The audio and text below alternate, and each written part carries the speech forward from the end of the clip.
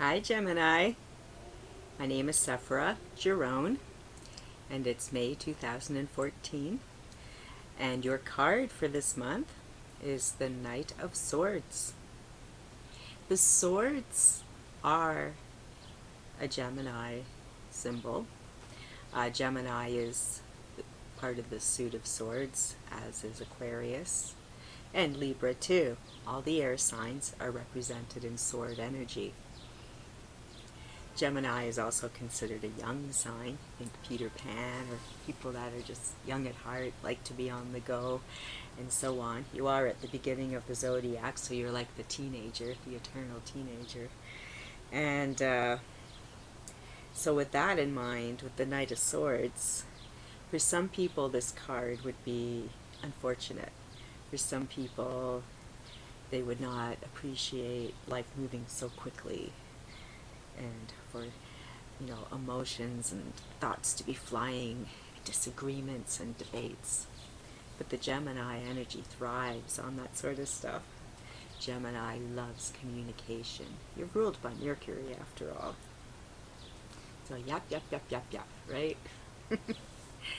But watch it, Gemini, because you have a quick wit and you're highly intelligent. So you go snapping people's tongues off with your own tongue, right? So just think about, you want to make friends, you want to be right. I myself am an Aquarius. I have the same kind of issues, as you can see me squirming as I think about it. So when the Knight of Swords comes up, it shows to watch your tongue. It also shows that you might be being pushed into making a decision that you're not quite ready to make yet. People may be forcing you to do something you don't want to do. And with that, because the deck that I'm using, the Rider-Waite deck, part of the sword is cut off, right? And when the sword is cut off, that means there is missing information. And part of the reason you're not making that decision is because you don't have all the information. And as an analytical, intellectual mind, that's what you have. It's very important to you to have every piece of the puzzle. You don't like filling in the gaps, or if you're going to fill in the gaps, it's going to be your way, right? So this person or people or organizations or jobs or whatever that are pressing you to make a big decision, you just got to say, stay back, man, because there are going to be a lot of disagreements and arguments. But in the end, you will be right if you wait for that missing piece of information. And we like to be right as air signs. So, with that in mind too, we can add 3 more cards to the Knight of Swords. Now, perhaps some of these decisions have to do with work or money or something like that, because now we have the Knight of Pentacles, the 5 of Wands, and the 8 of Cups.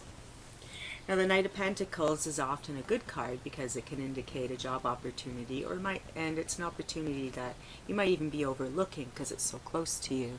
It also can indicate a secret admirer, and that could be part of what's going on too.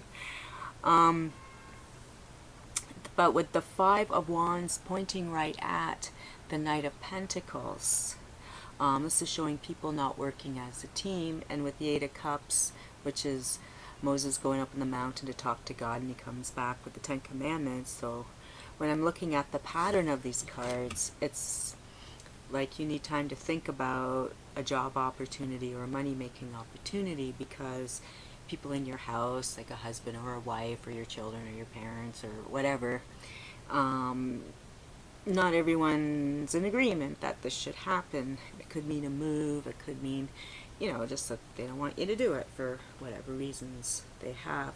So you need time to think about it. And that coincides nicely just with that Knight of Swords. So be prepared for that. You might even have to physically take a break from whatever situation you're in and remove yourself from it to get a clearer picture, and then you come back and say, hey, here's how it's going to roll, or maybe that other information has come in by then. It can also indicate taking a trip.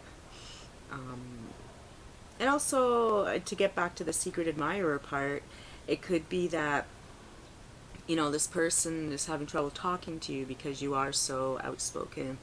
And then if it's like they, yeah, I think they give up on you actually. So, you know, if you're single and looking, keep your eyes open because there's someone there, and they're pretty reliable. I mean, you might get bored of them after a while because they're pretty it's not even because they're reliable, but you're very quick-witted and you're always on the go and move, and they're more thoughtful and slow-moving, and sometimes that works and sometimes it doesn't. Anyways, you don't have to wrap up your whole life in 1 month, but just be prepared for arguments and misunderstandings during this month, and some issues surrounding money. Okay? Anyways, Gemini, hope you have a fabulous month and get to go on some trips, and we'll see you in June.